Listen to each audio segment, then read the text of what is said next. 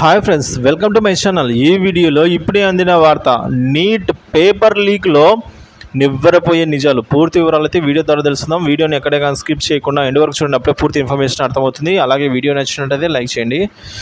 National eligibility test neat ఎన్ఈఈటీ పరీక్షలో పెద్ద ఎత్తున అక్రమాలు చోటు చేసుకున్నాయన్నట్టు దేశవ్యాప్తంగా దుమారం చెలరేగుతోంది. గుజరాత్లో 10 లక్షల రూపాయలకు నీట్ పరీక్ష పేపర్లను అమ్ముకుంటున్నారని వార్తలు రావడంతో పోలీసులు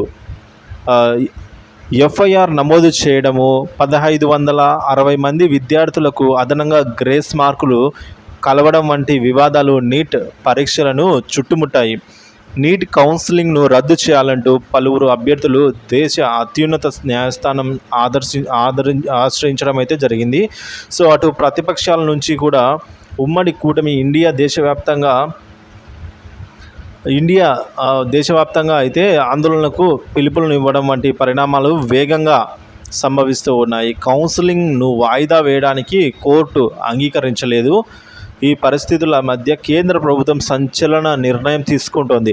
నీట్ పీజీ పరీక్షలను వాయిదా వేసింది. పరీక్షలు ప్రారంభం కావడానికి కొన్ని గంటల ముందు ఈ పరిణామం చోటు చేసుకుంది.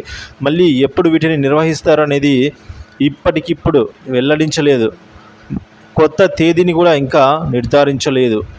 ఈ మేరకు కేంద్రం వైద్య ఆరోగ్య శాఖ మంత్రిత్వ శాఖ కార్యదర్శి అయిన అపూర్వ చంద్ర ఒక ప్రకటన అయితే విడుదల చేశారండి. కొన్ని రకాల కాంపిటిటివ్ పరీక్షల నిర్వహణలో ఇటీవల కాలంలో చోటు చేసుకున్న పరిణామాలు, విద్యార్థుల ఆందోళనను దృష్టిలో పెట్టుకుని నీట్ పీజీ పరీక్షలను వాయిదా వేసినట్లు తెలుస్తోంది.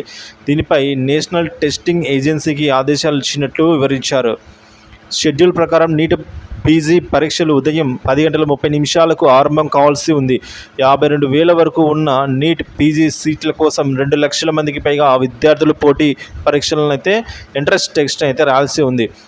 నిమిషం ఆలస్యమైన పరీక్షలు రాయనివ్వకపోవడం అనే నిబంధనను ఉల్లంఘించారు. సో ఈ విధంగా దూర ప్రాంతాల నుంచి విద్యార్థులందరూ ఇప్పటికే పరీక్షా కేంద్రాలకు చేరుకోవడం కూడా పూర్తయింది. పరీక్షల కోసం పూర్తి స్థాయిలో సంసిద్ధమయ్యారు.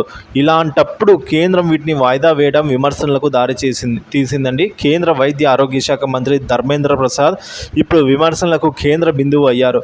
లక్షలాది మంది విద్యార్థుల జీవితంతో ఆటలాడుకుంటున్న కేంద్ర మంత్రి తన పదవికి రాజీనామా చేయాలనేది ఈ మేరకు విద్యార్థులు అందరూ కూడా డిమాండ్ చేయడం ఈ మేరకు ఊపందుకుంది.